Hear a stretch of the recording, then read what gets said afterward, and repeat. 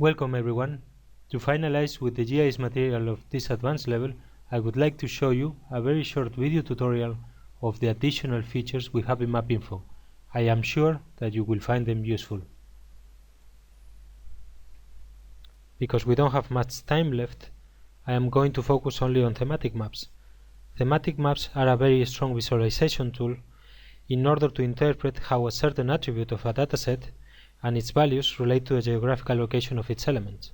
For example, as we can see here in this map, we have a thematic map based on the Danish municipalities where we can clearly distinguish their shape by different colors.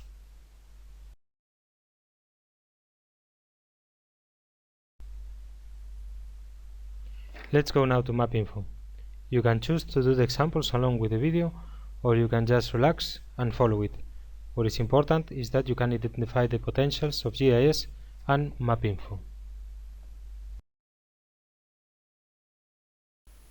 As you can see, I have MapInfo open and I have my tables ready to work with. The first one is Households GIS, and you should be familiar with it already. It represents the households in a given area, and we can activate it, and it looks like this in the map. The second one is Langeland Reg, and is basically a reference layer displaying the limits of the area under study. Here we can zoom out, remove this one, and here you can see this is the municipality that we are working with.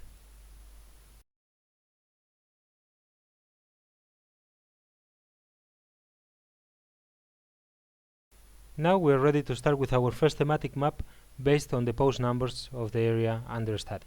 For that, we are going to take the information in the column post number in the database households. It is very important when you start creating your thematic maps that you have your map window activated. So first you click on it, and then you should see the tab map up here. You click on map, and then you drag it down all the way to create thematic map, and you should see a window like this one. Because we're working with post numbers and post numbers take individual values, it is important that you take the type of thematic map as individual down here. And because we're working with addresses, and addresses are individual points, it is important that we choose the correct template. So either this one or this one. If you're working with regions or with segments, you can choose some or the other templates, but for now we need to use point template, and we click on next. Now MapInfo wants to know where to take the information from. So first we need to select the table, and for us it's going to be Households GIS, and then the field where that information is located, and for us is post numbers, and then we click on next. And now we're almost done. Now you can see that MapInfo has identified 4 different groups, so we have 4 different values for the post numbers, and here between brackets we have the number of elements within each post number, so the number of addresses. And here on the left hand side you can see the icons that represent the households in those post numbers, and we can actually modify it if we want. So we can click on styles, we can select any of the post numbers, click on the icon, and then we have the option of selecting any of the MapInfo icons. I'm just going to leave it as it is for now. I close these windows, and now the only thing I have to do is to click OK to create my thematic map. So as you can see, now I can clearly identify the addresses within its post number visually, and here you can see the legend.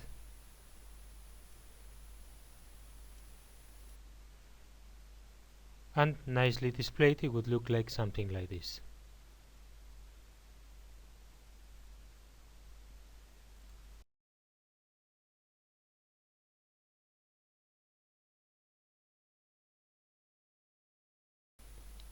Our second example is very similar to the first one. We are going to create a thematic map based on the type of buildings that we have in the area, and for that we are going to use the column type text. This field describes the type of buildings that we have, but unfortunately it is in Danish.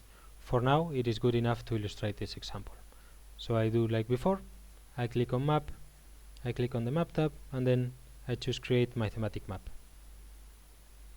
Because we are working with types of buildings and those take individual values, it is important that we still work with the type of thematic map, individual, and because we're still working with addresses, we choose the template point and click next.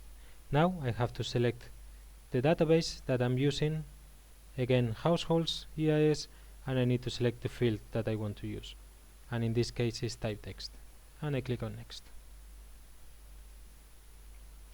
We can see that MapInfo has identified a number of groups of types of buildings, and I'm just going to leave it as it is. So I click OK, and you can see here in the legend all the groups that I have in my database, and also here between brackets the number of elements that I have within each group. And as you can see, it doesn't look as nice as before, obviously because the types of buildings are naturally mixed. Now we can zoom in a little bit so you can see how it looks like, and this is how it would look like nicely displayed.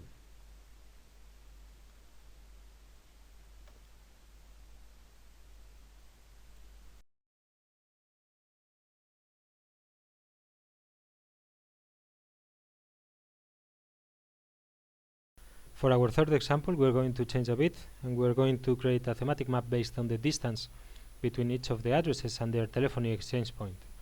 By doing this, what I want to show you is a different type of thematic map, not based on individual values, but based on groups of values, on ranges of values. And for that, we're going to use the column total dist in our database. I'm going to proceed as before. Click on Map, click on the Map tab, and create my thematic map. Now you have to be aware that you're not working with individual values, you are working with ranges. So you must select the type of thematic map as ranges, the top one. And because we're still working with addresses, and those are still points, we have to choose a template related to points. I'm just going to choose the top one.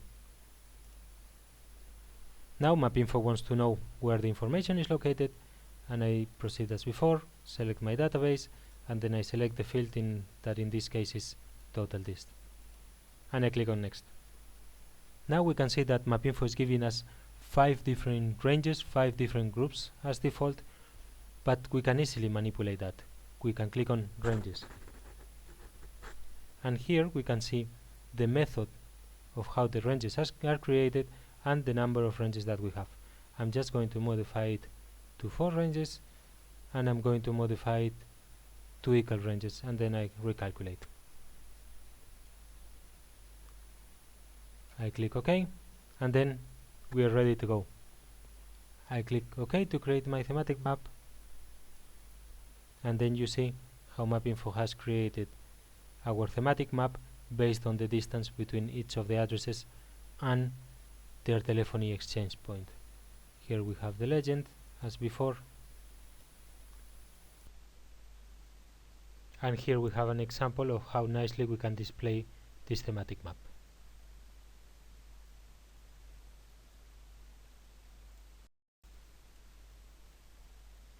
Well, this is all for now. In the MapInfo instructions document you can find a link containing a lot more video tutorials, so you're free to follow them. See you!